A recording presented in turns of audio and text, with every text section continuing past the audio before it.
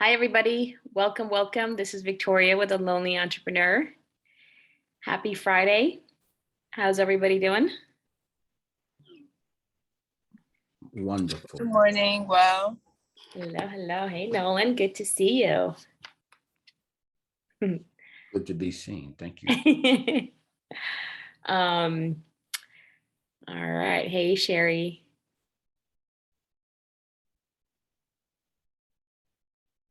All right, we got some. Sure, understand.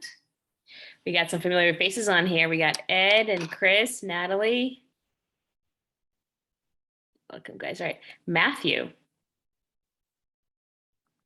How you doing?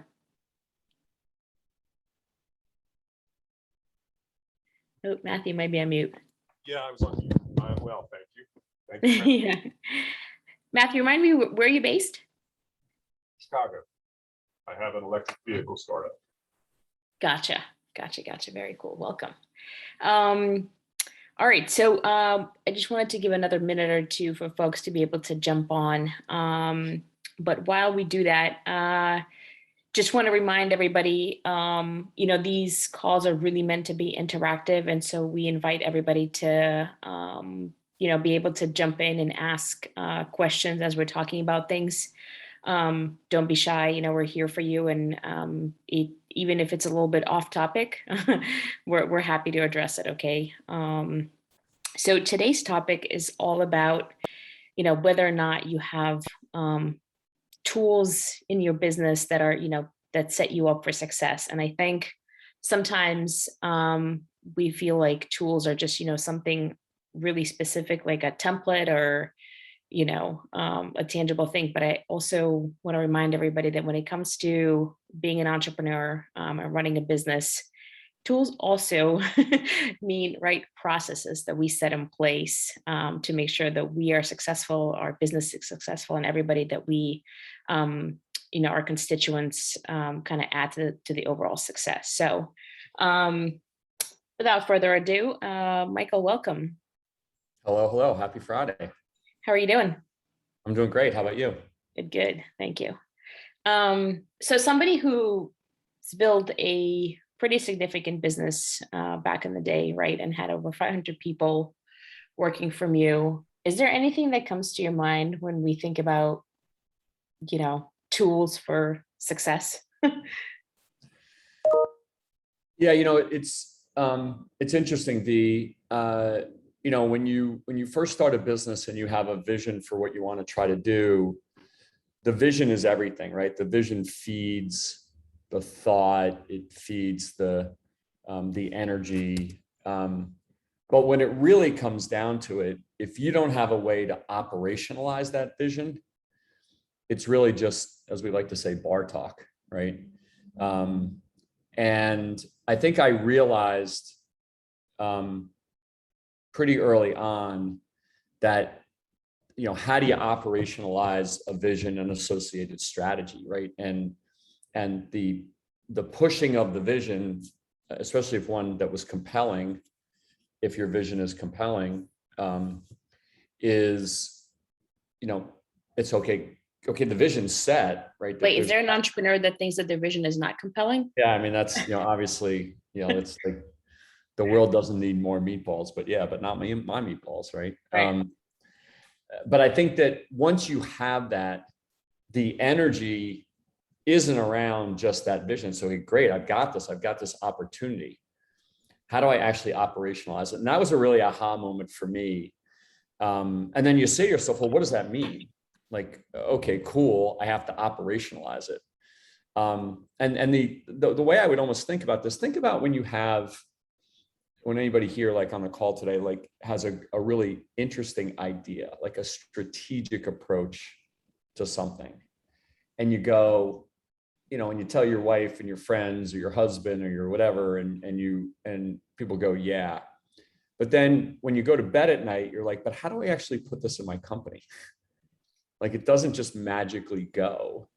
And that's where some of the lack of growth comes from, the fact that you don't have you call them, tools, but you don't really have the mechanisms to operationalize really good value, right? And and the ability to create kind of repeatable and scalable processes and tools along the way is the really boring work that makes that all happen, right?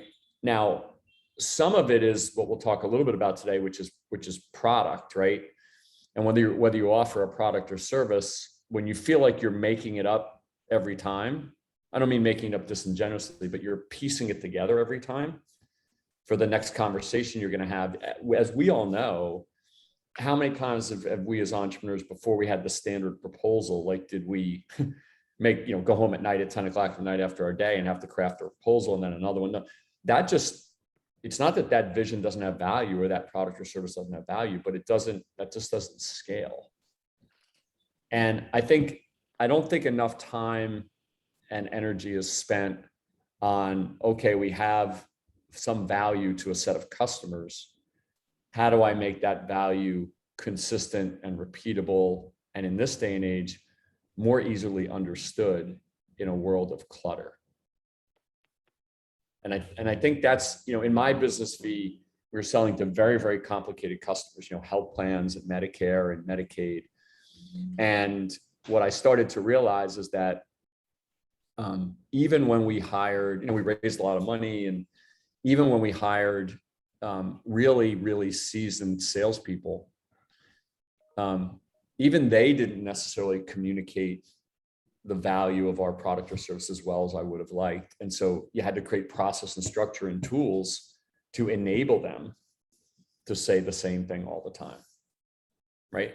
And that to me is an often a missed opportunity for entrepreneurs, that the more crisply you can communicate the value of what you do and the tools you have to do it. Not, I'm going to go write an email, explain to you why our thing does X and Y, but you've proactively already brought a set of tools that enable that communication of that statement or value or know-how. That is the thing you really want to stand out. I think that's probably the thing that really, both in your product and in the way you package it, was really kind of transformational for us. Yeah, that makes sense, because it's right, and that's something that's ongoing, right? It's not a one and done. It's not a one and done. You just try to think of it as repeatability and scalability, and the efficiency of the revenue generating process has to become a core capability of a company if you want to grow. If you have a consulting business, a PR business, a hair business, like imagine coming in to a hair salon and just making it up as you go along, right? Right. Especially a woman's hair salon. Maybe for us men, it might be a little easier. But for those of you who are familiar with Cold Stone Creamery, that organization struggled revenue-wise once it started to expand on its franchises, because what it did in the beginning is it basically said, here's 1 million ingredients, make up whatever you want. And people really struggled. It was too much. And it wasn't until they created a bunch of packages. They gave you the option to make up your own too, but they had 10 packages and people bought easier, and it was easier for operations and stuff like that. So it's the repeatability and scalability of your process. I mean, even when you work at, if for any of you who have any exposure to Accenture or Deloitte or the big consulting firms, even though they sell consulting services, they productize it, right? They have all the tools that sell that service around, the individuals that are offering it. Yep. Looks like Natalie may have a question. Hey, I'm driving right now, but That's okay. okay. Oh, wait 1 second. I try to start there. Okay, here I am. Okay. Hey. So, hey, how are you guys? It's been a while. So, my question is, like, what's the best way to articulate your value, like the value of your service? Mhm. Because that's the part that I'm actually stuck on, because as far as research, it's hard to find research that backs up like having a vision. And pretty much my business is career consulting with high school students. So the biggest thing I want them to understand is like the students don't have a vision. So by giving them like a career plan and helping them visualize like individualized career plans, that that would help them have a vision and give them an idea of where they're going so that they could get there. But when I try to look for research to help back that up, it's like you can't really find research that backs up, you know, having a vision. Yep. No, it's a great point. So the first place you start, and you know, and if you think about the topic of this session, you know, sometimes when people talk about tools and things like that, having the sales tools that clearly communicate why you is incredibly important. And when you nail those and you use them over and over again, that's what really brings scale to your business. But to your particular point, right? What goes into those sales tools? Remember why people buy in this day and age. People don't buy as much on, I'm going to go look through everything and figure it out. The world is too cluttered. Think about the way we buy, right? What you've got to be able to show is, so take your example, Natalie. Career counseling, we need you to have a vision. We're going to set up a plan, right, to show you how to get from point A to B. If somebody was dropped here from Saturn and said, I'm going to create a career consulting business, they may not say all of that, and they might not say it as articulate as you, but they'd say pretty much the same thing. So it's like, okay, career counseling. What you have to be able to do is define what's the playground where nobody else is playing? Like, where am I putting this where other people aren't doing it? So I'm only going to do it for purple people. Yeah, I got that part already. Right? Yeah.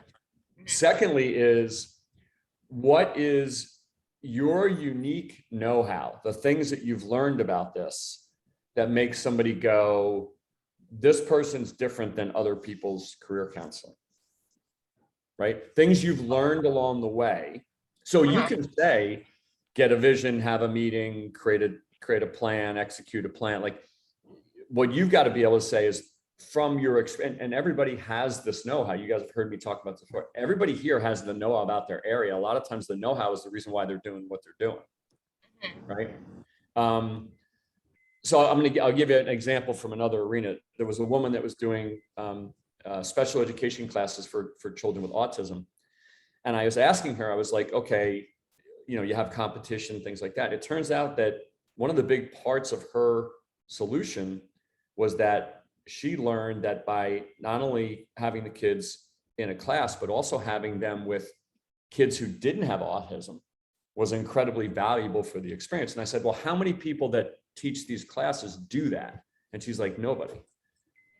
So to the point is, that has to jump off the page. That know-how, right? That's her playground. She's going, listen, everybody else does it and it's great. And we're helping kids that need help. But we believe, our experience shows, our know-how shows, that unless you're mixing with other kids that don't have autism, they're not getting the full value. And all of a sudden you go, that's an N of 1.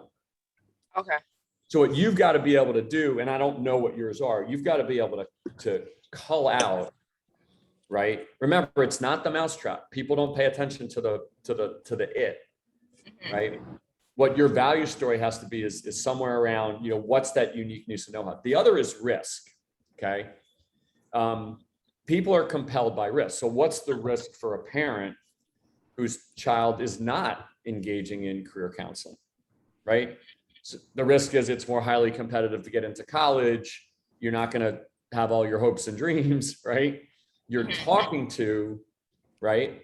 Not, hey, you need career counseling and I'll help you create a vision. Sure, that's the it when you get there, right? It's the, well, if your son or daughter doesn't do this, they're going to be at a competitive disadvantage rather for people that are. Yeah.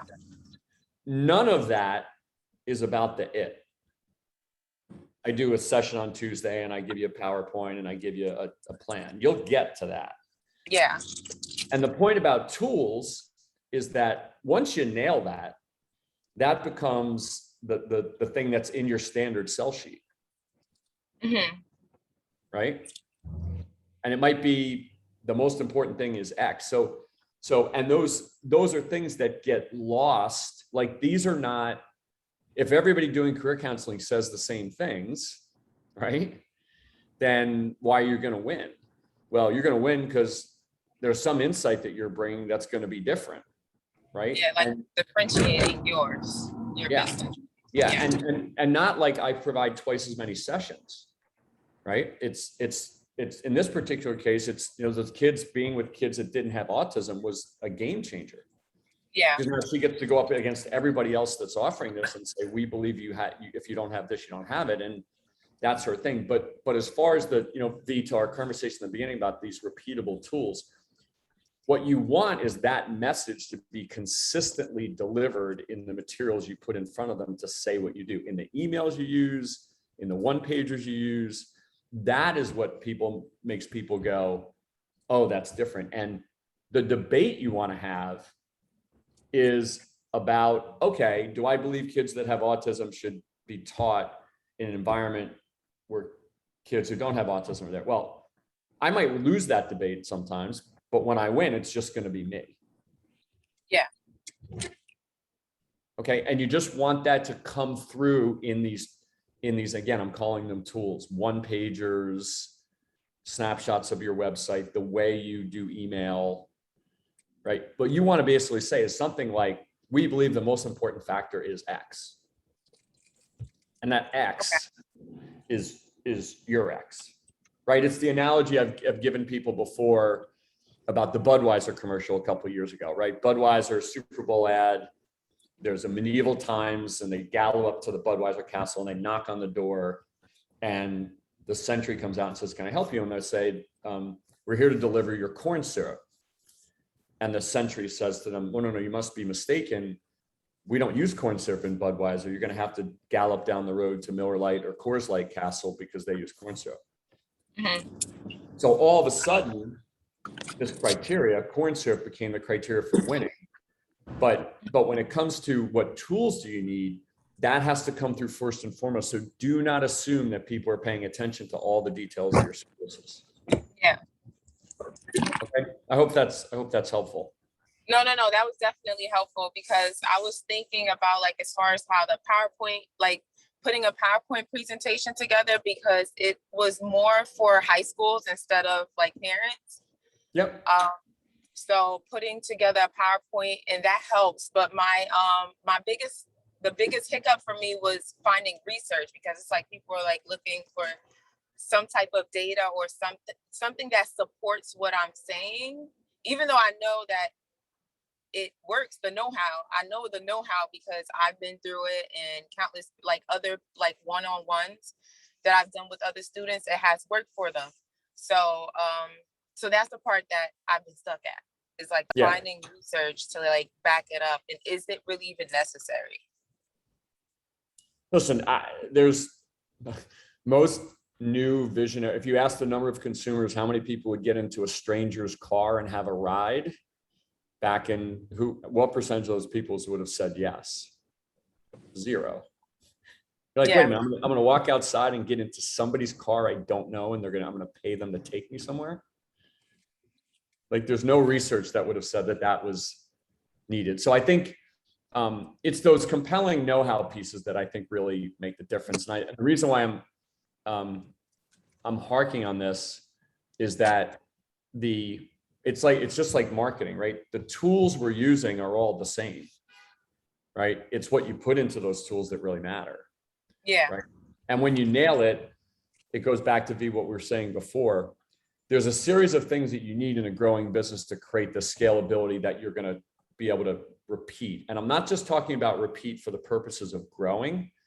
I'm talking about repeat for the purposes of winning more business at early stages. Many of you I know are just one man and woman bands. And you're saying, well, wait a minute, I don't have to worry about scalability. I'm not just talking about scalability. I'm talking about the efficiency with which you communicate the message that helps you win. When it's different every time and people are being asked to figure it out, right? You don't have the resources. You don't have trillions of dollars of marketing. You don't have a huge sales team, right? You've got to make every conversation with prospective customers, prospective investors, even prospective employees go, yeah. So a really well-crafted email, a really well-crafted not one pager that brings out, your winning formula. Mhm. Those are the tools that frankly had the greatest impacts on my business. Okay. Okay. So it requires a Yeah. little searching, Sure. right? It Yeah. requires a little searching to think about, the comment about the kids with autism. I mean, that's not a natural. But I was like, what makes you different? Like, what's different? Tell me what you do different. And she off the cuff said, and then we have them interact with kids who don't have autism. I was like, well, how common is that? And she's like, not at all. In fact, it's frowned upon in many places. You're like, that's your winner. So a lot of times it's counterintuitive. Yeah, no, it's good. That's literally where I was stuck at. But now that I feel like it's more of being able to articulate the value and the know-how and why, that part is more important than how much data I have to actually like show. Like data as far as like research that has already proven, having a vision and everything, that's not as important as being able to articulate the value of the service and how does it make a difference. Think about how you would buy, right? Mhm. Think about how you buy things, Mhm. right? If somebody put career counseling in front of you and said, 100 moms said this and 1,000 moms said that, and you'd be like, okay. Nobody ever puts research in front of you that doesn't support their view, right? Yeah. And we're all kind of skeptical of it at this point. So anyway, I hope that's at least a little bit helpful. Yeah, no, very helpful. Thank you so much. You got it. So I think that you hear this consistent theme from me about repeatability, right? And Victoria, you mentioned really quickly the notion of process, right? And for those of you who I've had the pleasure of talking to in these sessions, I talk a lot about these repeatable processes that enable you to do things. The reason why these things are so important is because you have, an unknown market, undeveloped products and services, not a lot of resources, right? And you're trying to match a market fit into something that you suspect is good, but you don't 100% know, right? It's not defined. So it's incredibly important across your organization to have some of these structural things in place that enable you, right, to have a better chance of success. Some of the structural things, which I won't spend as much on because I've talked about them before, some of the structural things of, okay, do I have a financial plan? Do I have regular processing for managing to goals? I mean, you've heard me talk about that endlessly, and I can't underestimate how important that stuff is. The old people process metrics that I also talk about. But when it comes to the other things to do, let's say you've got some of those things in place and you're talking about how am I going to grow and scale my business? A lot of things feel like one-offs in the beginning, right? I came back from a customer and they're ready to go and I don't have a contract, right? And that's natural, right? When you think about your business, each one of those things makes your business a little bit clunkier. You don't have the sell sheet, right, that clearly articulates your value. You don't have the standard contract. You don't have the, hey, okay, you've decided to buy from us.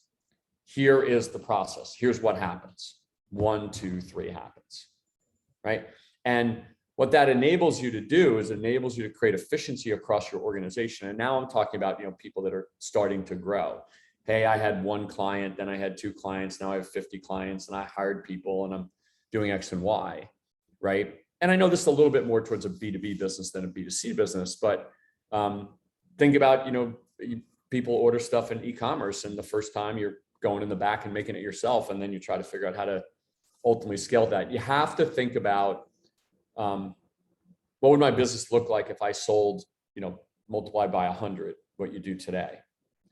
And one of the reasons you do that is it actually helps your ability to sell the first one, right? If you say, hey, we built this technology, right? And when this technology gets deployed, we have a standard rollout process and it looks like 1, 2, 3. That gives clients a sense of, oh, wow, this is really buttoned up, right? Think about it with respect to pricing. I know many of you here have, professional services and consulting type businesses. So imagine you go in, and when you go in, you're kind of making up pricing, right? Or somebody says, well, what is the it that you're offering me, what does it cost? And we've all been on the other end of phone calls where somebody said, well, it could be this, and it could be this, and it could be this, right? As opposed to, it's all nicely packaged up and organized. And you said, great, I'll send you a document, or I'll send you a link that ultimately tells you what the price is. Those are the things that enable you to kind of move from point A to point B, and they're what create clarity of the value of what you're providing, as well as a structured process, right? Or structured set of tools that closes out the journey from the value that you have to somebody actually, buying your product or service. Okay. Now, I know what everybody's saying. Well, wait a minute, where am I going to find the time to create the standard contract and the time to create the standard materials and the standard process? A lot of us, right, did it the first time we won a deal, right? Is you sit down and you do it. But I can tell you, when you start to use these repeatable mechanisms, they make your sales process that much more efficient. Oh, great. Happy to send you something. Here you go. I'll send you a one-pager. It's got all the value stories that I want in there. And, nothing that I'm saying is groundbreaking, but a lot of times we feel as if we just kind of basically need to make it up as we go along and be really flexible and be flexible on price. And I can tell you that even though it's counterintuitive, I think in a lot of ways that's actually detrimental.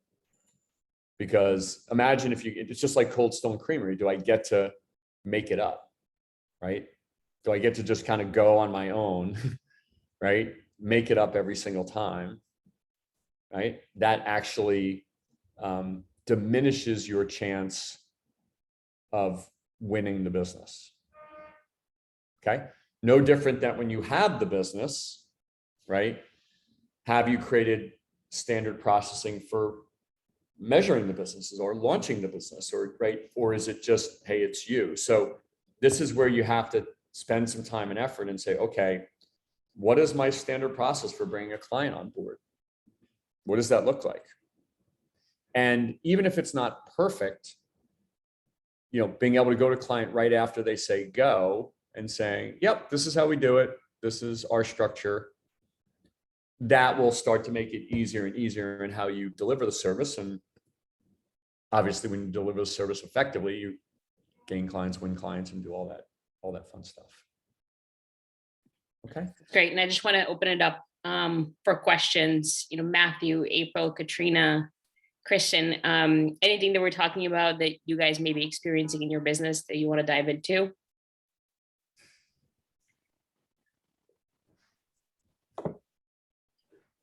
Don't be shy. Okay. Well, everybody should feel free to chime in and raise their hand along the way. I'm going to talk a little bit. I'm sorry. I actually had a, I don't know if it's more of a statement or a question, but as a photographer, I find myself in the midst of thousands of shooters vying for business. So marketing is key, is important.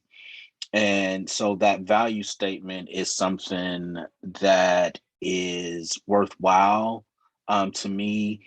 But again, since I'm offering a service, how do I go about setting myself apart and letting others know that I'm different from this, and whether it's photography, whether it's a restaurant, whether it's a barber shop, any type of business that deals with the public, I'm definitely picking up on how important that value statement is. It's a great point. Where are you based? I am based in Charlotte, North Carolina. Cool. So the statement that you made about competition exists in every single market. And so the challenge that you just enunciated, Christian, is one that everybody faces, right? There's always more people, there's always competition, there's always somebody willing to do it cheaper, do it for free, do it overseas, right? So it goes back to, or the way that I like to think of this is, if somebody's willing to do the service that you provide for free, how can you ever compete with free? Right. And I know people don't do it for free, but Christian, I'm in New York City, right? There's a million people, right? Right. So you're never going to win on price. So you can't try and price. So what I would say to you is, tell the group here a little bit about you. Tell us the uniqueness of you. And it can't be any of the normal photography stuff. Like, tell us a little bit about background. Tell us if you had to pick 2 or 3 things that are unique about you, even if they have nothing to do with photography. Tell us a little bit about you. Oh, wow. Unique about me. I'm an African-American male, and let's see, what else is unique? You're a musician. Michael, this is my husband. Oh. And yes, I am a musician, as well as a father. So I think those are some, not so much niche type qualities, but definitely things that set me apart from just a normal type individual you might meet. Okay, so I appreciate you letting me put you on the spot, but No problem. So let's think of it this way. Let's assume there are 1,000 really talented photographers in Charlotte. Right. And they all have credentials, both formal and street credentials, and they all have portfolios, and they all have all that kind of stuff. Mm-hmm. What percentage of the photographers in Charlotte do you think are musicians? Not many, less than 1%. Not many, right? Mm-hmm. So can we make the argument that art, defined broadly, and the way you see, right, things, Mm-hmm. is colored, part of the expression, by a different type of art, like music? Right. And that might, to everybody here, that might be the stupidest thing you've ever heard. But if I were you, and again, I'm picking the one thing you picked. If we got to know each other better, I'm sure there's much more unique things, and you're just being humble. But but if I said the only photographer you should ever buy your photographer from or get your photographer from is one who's also a musician, and you tell me why, I'd want to fight that fight. Because then I'm not fighting the fight. Is your portfolio like, yeah, we all have great portfolios, right? Right. So, and it goes a little bit to the conversation that we had earlier with you, Natalie. It's not about the portfolio, right? It is about, how do I find something that somebody else just wouldn't say? Because everybody says it. How many times, Christian, have you come across a photographer that wins a piece of business that you lost, and you're like, I don't think they have the cred that I have. Right. Yeah. True statement. Because everybody, whether they do or don't, they say they have, and they show they have. Mm-hmm. Right. So, and again, this is not your industry. This is every industry. So what everybody here has to be able to do is to say, what is unique? And as you can probably tell, it's not just unique about the product or service. Right. Right. It's saying, there's a lens that you have when you've been in a position that gives you a different perspective. And when you have a different perspective, the quality of what you produce, right, and all the stuff that I'm sure goes with the way you normally coordinate about or communicate about what you do comes out. Right. And one more thing, that may make no sense to a bunch of people. It makes sense to me, though. But to the people that it does make sense to, right? Yeah. You're the only game in town. Yeah. It makes sense to me what you're saying. May I ask a quick question? Hi, of course. Hi.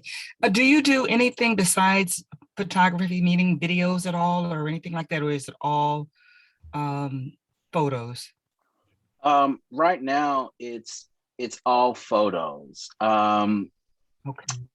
Yeah, I'm thinking about videography only because that seems to go hand in hand, but that's an expansion piece that's it's pretty expensive, especially for how Oh, I I would want see. to do it.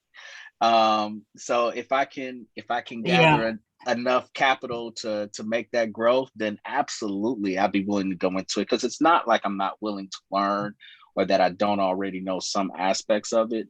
It's just the the additional cost for equipment that kind of keeps me from I teetering going understand. into that. No, but that's a great question. And Yeah. yeah, as a creative, I would love it. And just to know the source of that question, was based on your creative musician, your musical talents, and giving you an edge and setting the right music to the video. That's the source of where that was coming Mm, from. That's why I asked the hmm. question. But thank you, and I'll mute myself. You know, No, that, thank you. it's interesting, Sherry, because sometimes, I mean, that was where my brain went too, in terms of like the linear connection to you. How do you apply music to the visual? But I wasn't Hmm. even really. It doesn't even really need to do that. Think about Budweiser, right? Budweiser, it's like, what does corn syrup have to do with buying beer, right? Like, a lot of times, it's not even just the fact that where my brain went first is where the question you had, which is, okay, could you apply that music to video? And if you do, but I was just like, well, wait a minute. Let's make the argument that this is another form of art and another perspective and another lens that comes from being a musician that makes you a much better photographer, and enunciate why. Hmm. And Okay. that's the hill you want to die on, right? Yeah. It's almost like it's almost like the said a little differently. The closer your value story is to the standard stuff, the harder it is to differentiate yourself, right? So if we said, the reason why being a musician is valuable to your question, Sherry, is because if you do video, then I can also do the music part and have a great ear for that. That's pretty good, but That's great. that would cut that number down, not from 1,000 to 1, but from 1,000 to 500. Hmm. But just saying you should only get your photography from someone who's a musician and arguing why, you'll lose that sometimes. But sometimes people will go, yeah, that makes sense to me, and he's the only game in town. Remember, you're fighting to have a playground where nobody else is playing. You're fighting to be the only choice based on the criteria that you set. So I'll give you another example, and I may have shared this before. I'll share it again because I think it's relevant. My brother runs my family real estate business, and he has a property management business and a brokerage business, and there's 1 trillion brokers in New York, right? And every broker says, what do they say? Get you the best prices, provide you the best service, blah, blah, blah, right?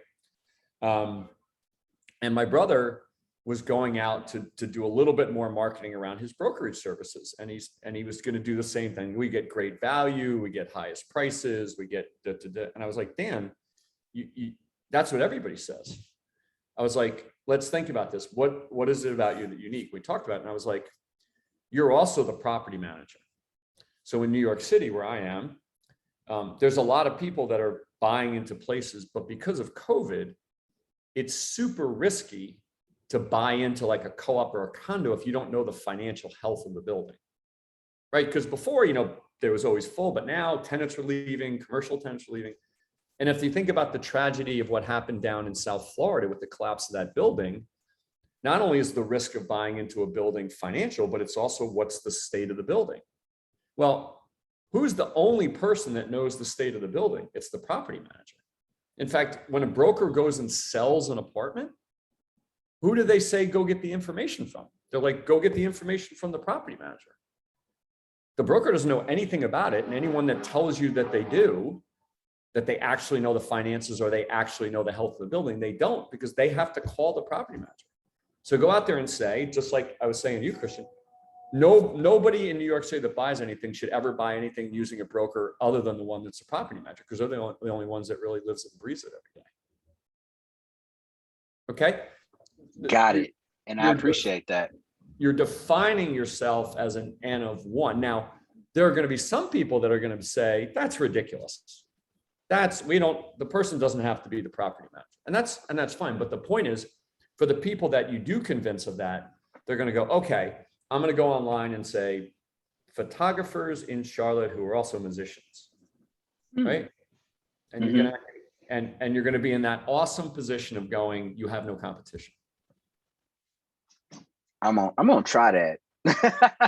Now you gotta, don't get me wrong, Natalie, to my comments to you before, you gotta frame it, you gotta package it, you gotta put your stuff in it, right? You gotta think a little bit more than surface level about why having and for somebody creative, Christian, I'm sure this isn't too hard, why your creative lens is different, right? When you're also been a musician. So true. And I appreciate that. Thank you. And I'm giving you ones that, as you can imagine, many of the ones that you rattle off, because remember, you're trying to make them, I don't want to say extreme, but you're trying to make them things that other people don't think of. Yeah.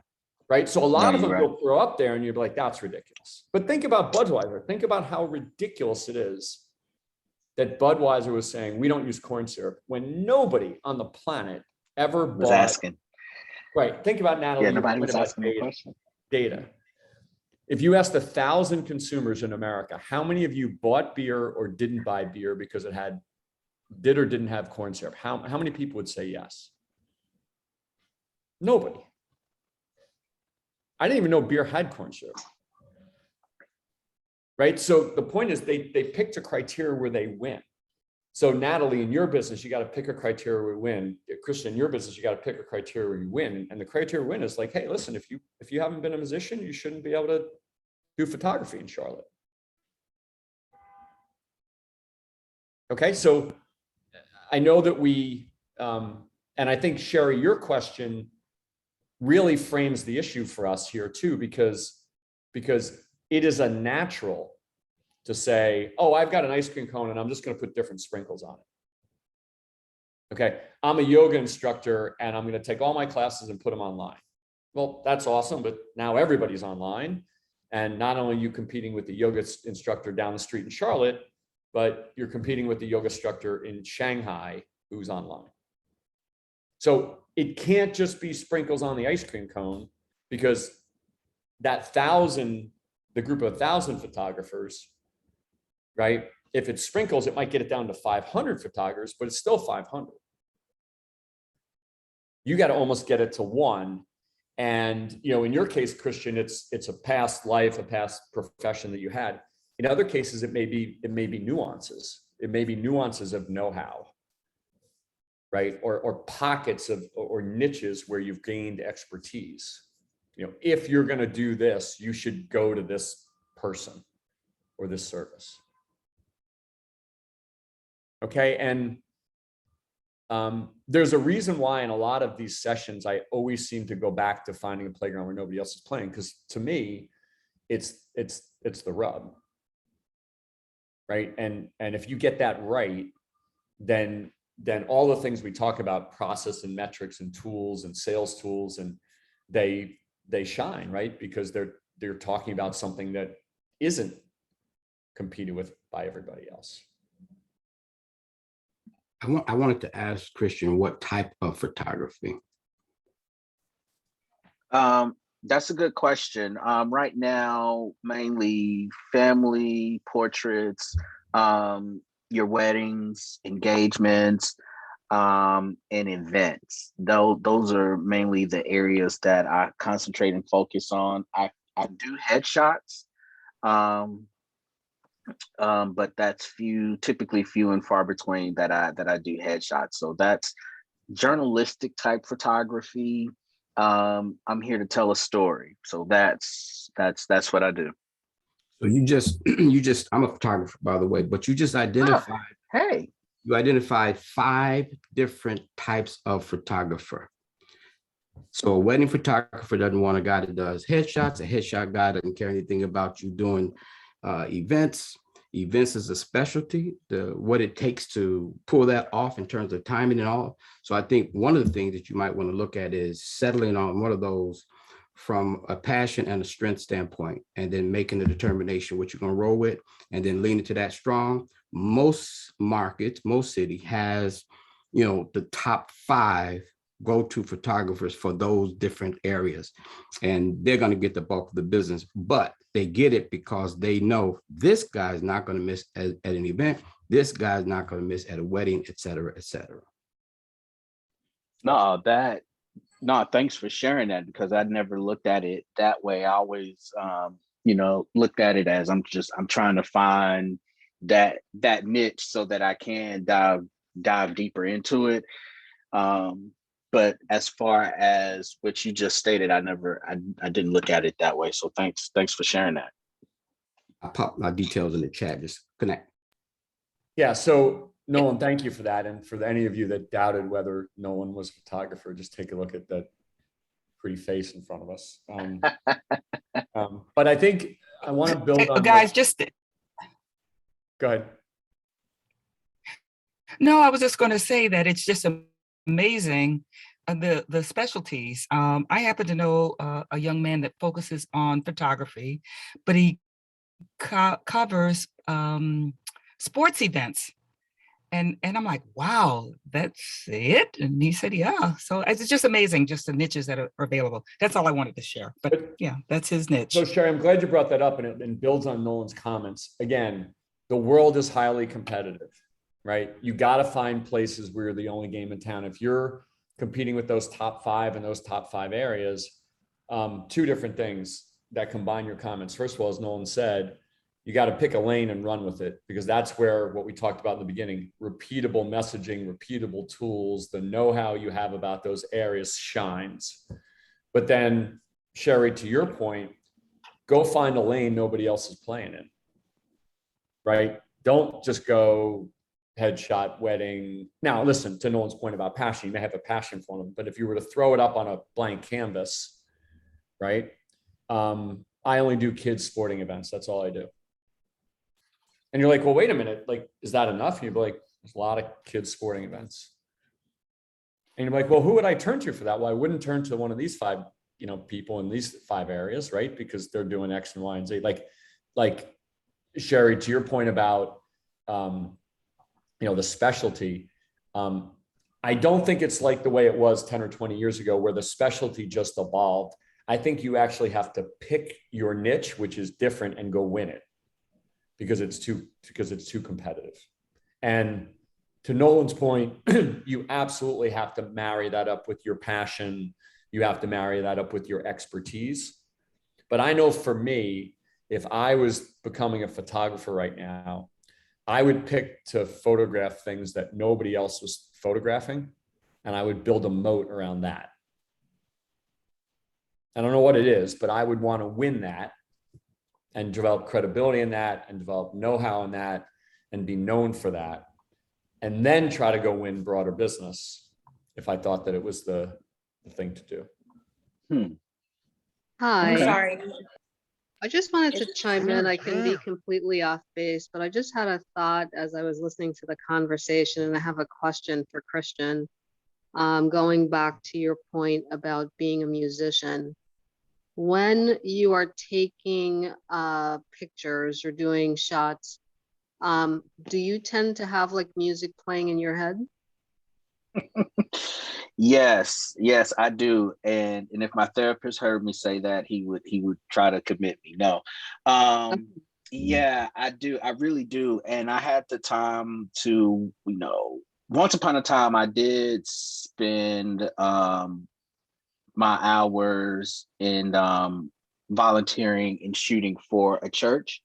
And so I had the opportunity to shoot a lot of the musicians doing the worship service then.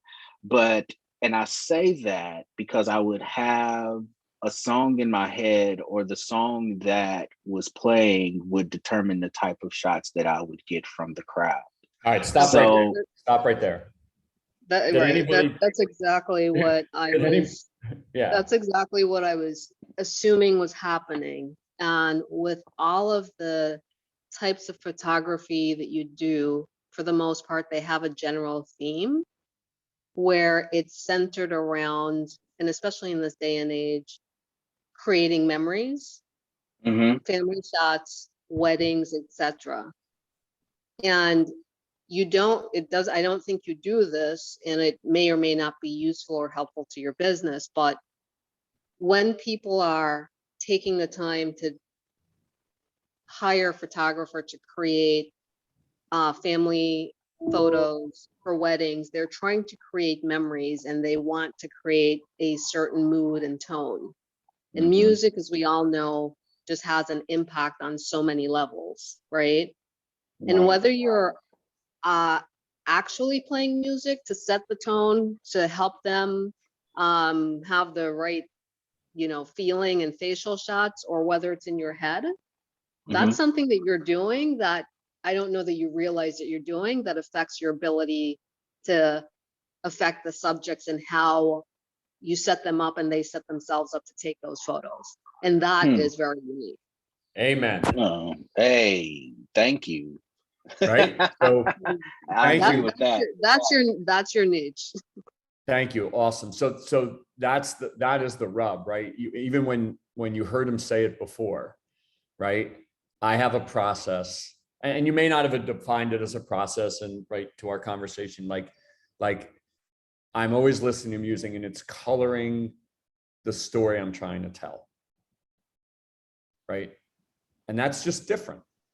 There might be 100 photographers that frankly do that, but don't highlight that. So for everybody, not just for Christian, for your business, when everybody's evaluating, you're trying to find this other thing that isn't the normal list of things. And the discussion that we just had about the process, even Christian, the fact that you've done it in the context of churches is another thing to throw up on the board. Right. So all of these things, even the way that it was just expressed, make people go, oh, that's different what everybody else says. Okay, so take it and try to build on it a little bit. I will. I appreciate you all speaking into me. Thank you. You got it. You got it. That's what it's all about. Thank you everybody for chiming in on that stuff. Anybody else? We have a couple minutes left. Anybody else have any questions, comments? I'll wrap up if not. So really great discussion today. I don't know I'm sorry, I missed the young lady's name that gave the comment, but we started to talk at the same time and she articulated it the best way, better than I was going to.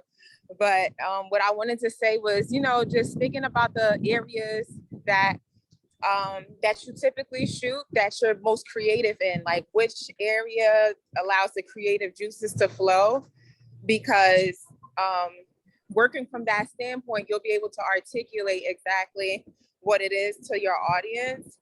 And I feel like it'll be effective. And that's where, Natalie, that know-how comes in, right? Once you hone in on, as Nolan said, once you hone in on the area that you're going to win, whatever it is, you start to develop, just like Nolan said, events are very specific. There's X and A and B and D, A and B and C, right? When you hone in on your area, let's say it's, kids sporting events, there's going to be 2 or 3 or 4 little tidbits of know-how that are going to come with that arena that are going to make you stand out, that are going to make you say, you know what, if you're taking photographs of kids sporting events, you got to make sure you do these 3 things. And whether you hire me or hire somebody else, you got to make sure you do these 3 things. So when some other photographer comes there and says, I'll be happy to photograph your kids sporting events, and they don't say those 3 things, right? You've already got a lead. And what that lead does is it's not about price. It's like, I'm not going to do a good job with this thing that is important. Bingo. Okay. Some of this is not linear, right?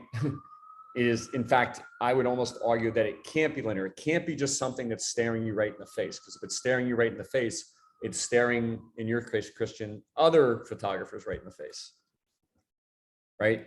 You got to stretch. You got to think your background. I remember we worked with a copywriter, incredibly competitive field, right? Copywriting. She happened to be from New Zealand, right? We packaged it up. There was a certain perspective about language when you're from New Zealand. And she's like now the only New Zealand copywriter, right? She's an N of 1. Okay, that's what you're fighting for. That's the playground where you're the only one there. And when it is your playground, you're setting the rules, you're setting the criteria, you're demonstrating your know-how in a way that frankly other people can't compete with because they just haven't spent the time in your playground that you have. And that's what I'm trying to get to, that playground. Yep. Well, we want to hear the story. So work on it a little bit and come back to us in another session. All right. All right. I appreciate that. Thank you. Thank you everybody today I know our time goes really quickly. Really appreciate the dialogue and the interaction, and hopefully people can take some tidbits away. And of course, as always, we'll have the recording of this. So when Christian, when you're in New York doing Fashion Week in a year or two, we'll have this recording to have evidence that the team helped. And thank you, Nolan, and thank you, Sherry, and everybody else, for Natalie and others for chiming in. V, anything else? No, I think this is a great discussion. And like you said, thank you everybody for your input, and looking forward to seeing everybody back here again next week. Thank you and goodbye. Bye-bye, everybody. All right. Take care, everyone. Bye. Thank you.